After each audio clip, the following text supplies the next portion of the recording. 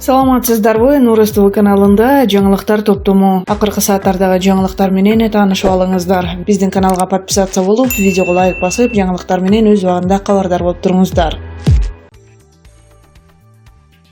Ички иштер министрлиги мурдагы президент Алмазбек Атамбаев тергөөнүн суроолоруна жазуу түрүндө жооп бере албай турганын билдирди. Бул тууралуу Азаттыкка аталган мекеменин басма сөз кызматынын өкүлү Карима Аманкулова кабарлады. Алмазбек Атамбаев суракка келиши керек. Анткени тергөөнүн кызыкчылыгы жана сыры деген түшүнүктөр бар. Тергөө кызматы Атамбаев жеке өзү суракка келиши керектигин түшүндүргөн. Кримтөбөл Азиз Батукаевдин абактан бошотулушу боюнча буга чейин ИИМ Атамбаевди 3 жолу суракка чакырып, бирок ал баруудан баш тарткан. Атамбаевдин өкүлү адвокат Сергей Слесарев билдирүү таратып, мурдагы президенттин ИИМге суракка барууга ниети жок экенин айткан. Анда Атамбаев Азиз Батукаевдин мөөнөтүнөн мурда бошотулганы боюнча тергөөнүн суроолоруна маалымат каражаттары аркылуу ачык жооп берүүгө даяр экенин билдирген.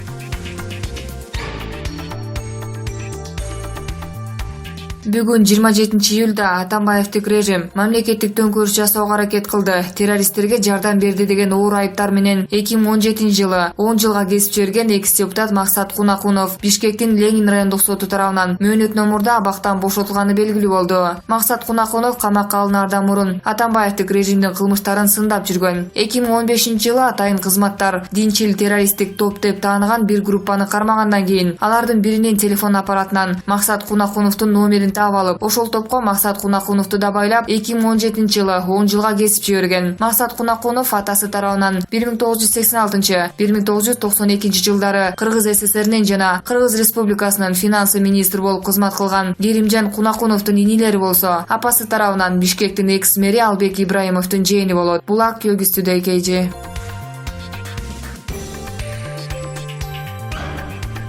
Бишкекте инвестициялык климат, туризмди өнүктүрүү багытында иш-чара болуп өттү. Иш-чаранын жүрүшүндө Дүйнөлүк банктын жергиликтүү менеджери Колберт Кыргызстанда акыркы 3 жылда сырттан келген инвестициянын көлөмү кыйла түшүп кеткенин белгиледи. Анын айтымында өлкөдө сырттан келген инвестициялардын жогорку көрсөткүчү 2015-жылы болгонун, дал ушул жылы инвестициялык климат туруктуу болуп, өлкөнүн экономикасына 1,6 миллиард доллар киреше түшкөнүн кошумчалады. Жогоруда айтылган жагдайларга сал эсеп сала турган болсок, 2015-жылы Темир Сариев премьер-министр болуп турган. Темир Сариев премьер-министр болуп дайындалган секундтан тартып, өлкөнүн экономикасын көтөрүүнү, туруктуулукту камсыздоону жана инвестициялык климатты жөнгө салууну башкы максаты катары коюп, бул демилгелерди ишке ашырууга ыкчам киришкени баарына маалым. Темир Сариев ишкерлерге, ички жана тышкы инвесторлорго ылайыктуу шарт түзүп берип, алардын коопсуздугун камсыздоого жетишкен. Анын алкагында курулуш иштери үчүн бирдиктүү салык кызматын киргизген. Ал эми инвесторлорго, ишкана ачам деген ишкерлерге салыктар жеңилдетилген. Мындан тышкары ишкерлердин өндүргөн продукцияларын экспортко чыгарууда салык төлөөнү кыскартып, ишкерлерге алдыга умтулууга чоң стимул берилген. Темир Сариев башкарган өкмөттүн алгылыктуу реформалары, аткарган чоң долбоорлору азырда элге кызмат кылууда. Тилекке каршы Сариевдин чечкиндүүлүгү, иш бийлигилиги, бийликтеги löктөрдүн шаштысын алып, Темир Сариев саясий интриганын күч алышынан улам кызматтан кетүүгө мажбур болгон. Темир Сариев кеткенден бери өлкөдө экономиканын, инвестициялык климаттын өсүшү кыйла төмөндөп кеткенин, эл аралык эксперттердин айтып чыкканы кимдин ким экенин айгинелеп жатпайбы? Жакшынын кадырын түштөн кийин билебиз демекчи. Иштейм деген инсанды убагында кадырлап алсак болмок да, туурабы? Азырда кеч эмес. Булак Азия News гезити.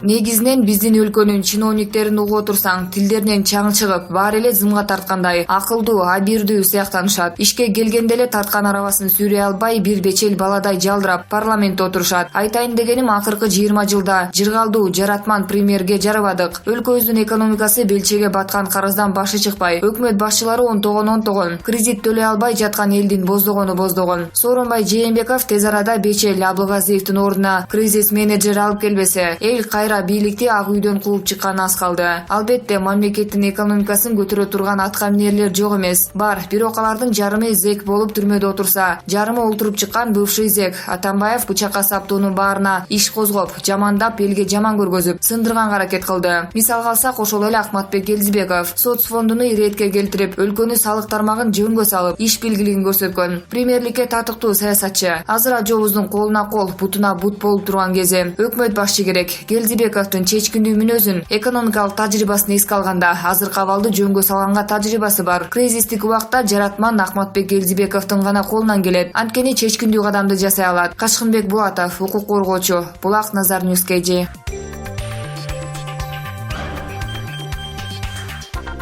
Маркумдар үчүн эмнеге мечит эмес театр жайлары сөөк узатаар ыйык жайдын милдетин аткарууга тийиш. Өмүрү театрга басып барбаган, өмүрү театр босогосун аттабаган чоңдор көп бизде. Көп өздөрү эл жакшысы эсептешет. Бирок алардын айрымдарынын көзү өткөндө сөзсүз Абдулас Малдыбаев атындагы опера балет театрынан же Токтоболот Абдулмомунов атындагы улуттук драма театрынан сөөгү чыккан көрүнүштөр арбыды. Бул тенденция бара-бара коомчулукта кадыресе көрүнүшкө айланды. Айтор искусство храмы эсептелген маданий жайлар похоронное бюронун кызматын көрсөткөнүнө көндүү мамиле кылганыбыз туурабы же жокпу? Коом талкуусуна салар маселебиз ушул. Тирүүсүндө театр өнөрү эмнекенин көрбөгөн, билбеген чоңдорубуздун 1,5 көзү өтүп кеткенден кийин эле аны акыркы сапарга узатуу зыйнатында улуттук академиялык статуска ээ театрларыбыздан сөөгү чыгып калганы парадоксалдуу. Эгер мамлекеттик урматка татыктуу делген маркум өмүр бою айыл чарба тармагында же саламаттык сактоо тармагында же транспорт министрлиги же өзгөчө кырдаалдар министрлигинде кызмат өтөсө, эмне үчүн анын сөөгүн улуттук академиялык театрлардан узатылышы керек? Макул өмүрүн чыгармачылыкка арнаган артисттердин, деги театр тармагында эмгектенген адамдардын сөөгү ушул жайдан узатылсын. Ал эми өмүрүндө театрга кызыгып койбогон эл жакшылардын сөөгүн акыркы сапарга узатуу зыйнатын, маданияттын очогу саналган жайдан узатуу акылга сыябы? Азыр өлкөбүздө мечиттен көп эмне бар? Мечиттер бир гана 5 маал намазга жыгылгандар үчүн же жума намаздан калбагандар үчүн эле кызмат кыла турган жайбы? Башка учурда чоңдор унутта калтырган театрлар эмне үчүн алардын арасынан 1,5 көзү өтүп кеткенден кийин эле маркумдун сөөгүн узатуучу жайга айланып баратат? Маркумдар үчүн эмнеге мечит эмес театр жайлары сөөк узатаар ыйык жайдын милдетин аткарууга тийиш? Аныгында театр өзү адам сөөгүн акыркы сапарга узатууга арналган милдеттерибизди аткаруу үчүн курулган эмес. Театр тирүүлөрдүн рухий көркөм табитин өстүрүүчү, эстетикалык рахат тартуулоочу жай. Ал жер кошок айтылып, жакынын жоготкондор ыйын төгө турган траур аянтчасына айланбашы керек. Андай эле жоктоо митингин уюштуруу зарылчылыгы чыкса, ал үчүн мечиттердин алдында келген кеткендерге денен басып турган аянтчалар турат. Эч болбоду дегенде борбор калабыздагы аларча көрүстөнүнө кире берген жерде атай аянтча эмнеге бош жатат? Ал жер так ошол биз айткан траурдук митингтерди өткөрүү үчүн атайын калтырылган бош жайго. Эң кейиштүүсү акыркы жылдарда улуттук драма театрыбыз менен опера балет театрыбыздан кошок менен ыйдын коштоосунда сөөк узатуулар көнүмүшкө айланып, ушул маселе кыргыз бийлигинде отургандардын бирин да түйшөлтүп койбоду. Деги эле Кыргызстандагыдай чоңдордун сөөгүн театрдан узатуу көрүнүшү дүйнөнүн дагы кайсы элинде бар болду экен? Дүйнөдө кайсы өлкөдө, кайсы театр тарыхында биздегидей өз элине кызматы сиңген да сиңбеген чиновниктердин сөөгүн академиялык искусство храмынан чыгаруу ырасмиси калыптанган? Албетте, маркумдун сөөгүн чыгаруу миссиясын аткаруу театр милдетине кирбейт. Бул милдетти моюнга алууну деле эч бир театр жетекчилиги каалап отурбаса керек. Тескерисинче, алардын да көкөйүнө көк таштай тийген чыгар. Буйруктун баары ак үй, көк үй жактан болмоюн. Театр жетекчилери деле кайсы бир аткаминердин сөөгүн театрдан узатуу демилгесин көтөрбөсө керек. Тек алар деле театрдан чоңдордун сөөгүн чыгарганды койгула деп ак үйдүн аткаминерлерине моюн толгой албайт. Кептин баары жогору жакта отургандарда эмеспи? Олжобай Шакир, жазуучу. Автордун ою Азаттыктын көз карашын билдирбейт.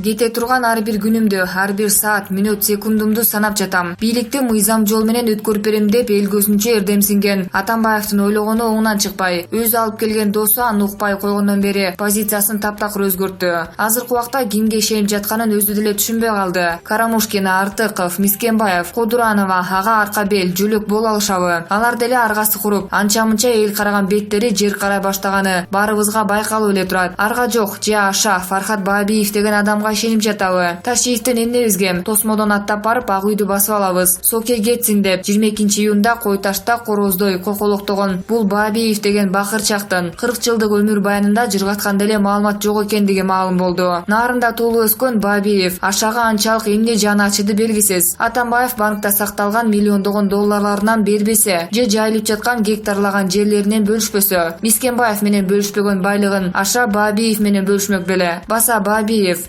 2000-жылдары кантта акча алмаштыруу жайда бир аз убакыт иштеп жүргөн кезинде кылмыш кылганбы? Айтор ал 2003-жылы Ысык Ата райондук соту тарабынан жоопко тартылгандыгы эл ичинде айтылып жүрөт. Кудай ыроологон ырысын, эл берген кадырын өзү куруткан Аша ушундай адамдар менен калганы албетте өкүнүчтүү. Мезгил барына өзү тараза. Ашанын бул трагедиялуу күндөрүнө да чекит коюлат. Бардыгы бара-бара унутулат. Жашоо өз нугунда уланат. Ошондо азыр жаштыгы, сулуулугу менен Ашага ишенип, азыркыга чейин аны колдоп келген Жумагүл Мендешова сыяктуу адашкан кыздарыбыз өзүн кандай сезет? Бул мени абдан ойлондурат. Эсиңерге салсам, бул сулуу КСДПнын Аламүдүн району боюнча координатору катары көпчүлүккө белгилүү болгон. Учурда партиялашы Кыяс Исмаилов менен чатакташып жүрөт. Талашкандары акча маселесине барып такалат деп жатышат. Булар ишенген Аша азыр суук тумшукка айланганын эртелеп түшүнгөнү туура болорун эске албай жатышат. Алдаярова, Рин KG.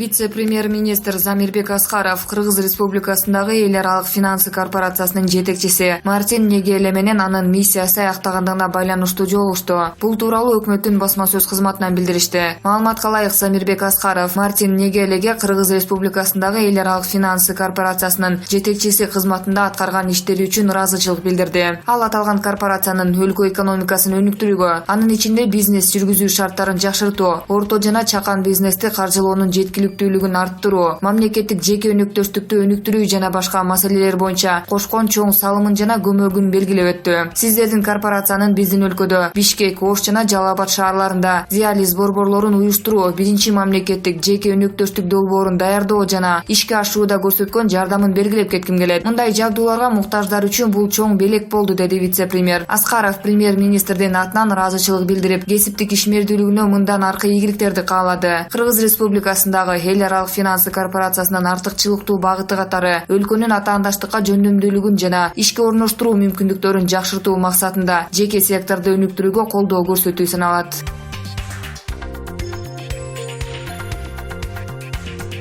Мамлекет башчысы Сооронбай Жээнбековдун Тажикстандын президенти Эмомали Рахмон менен сүйлөшүүсү бүгүн 27-июлда Ысык көлдүн Чолпон Ата шаарында уланды. Президенттин басма сөз кызматы билдиргендей, Жээнбеков Рахмондун Кыргызстанга келиши өз ара пайдалуу кызматташтыкты аксийдештирүүгө кошумча түрткү болуп жатканын билдирген. Биз Кыргыз-Тажик чек арасын делимитациялоо процессин тездетүү боюнча бир пикирде экенибизди көрсөттүк. Чек ара боюнча ишти жөнөкөйдөн татаалга карай өз ара урматтоо принциптерин карманып, бири-бирибиздин кызыкчылыктарды эске алуу менен жүргүзүүнү макулдаштык, деди Жээнбеков. Мамлекет башчынын белгилешинче, регионалдык жана эл аралык көйгөйлөр, анын ичинде Кыргызстан менен Тажикстан маанилүү роль ойногон региондогу суу энергетикалык маселелер боюнча пикир алмашуу болгон. Жолугушууда Жээнбеков Кыргызстан сууну пайдалануу проблемасына глобалдык деңгээлде дүйнөлүк коомчулуктун көңүлүн буруу боюнча Тажикстандын саясатын жогору баалай турганын жана колдой турганын айткан. Тажик лидери болсо бул жолугушуу конструктивдүү диалогду улантууга жакшы мүмкүнчүлүк бергенин айтты. Биз Кыргызстан менен болгон тыгыз өз ара аракеттөнүүнүн туруктуу өнүгүшүнө кызыктарбыз. Биздин өлкөлөр ортосундагы ынак кошуналык мамилелерди ыраттуу бекемдөөгө чоң маани беребиз. Тажикстан мындан ары карай Кыргызстан менен саясий диалогду бекемдөөгө, соода экономикалык жана маданий гуманитардык мамилелерди тереңдетүүгө даяр экенин дагы бир жолу ырастайт, деди Эмомали Рахмон. Тажикстандын президенти Эмомали Рахмон 26-июлда Кыргызстанга иш сапары менен келген. Ушул эле күнү Сооронбай Жээнбеков Тажикстандын Исфара шаарына кыска мөөнөттөгү иш сапары менен барган. Эки мамлекеттин башчылары Кыргыз-Тажик мамлекеттик чек арасы кесилишкен тилкеде Кыргызстандын жана Тажикстандын айылдык кеңештеринин коомчулугунун жана аксакалдарынын өкүлдөрү менен жолугуп, андан соң сүйлөшүүлөр Исфара шаарында уланган.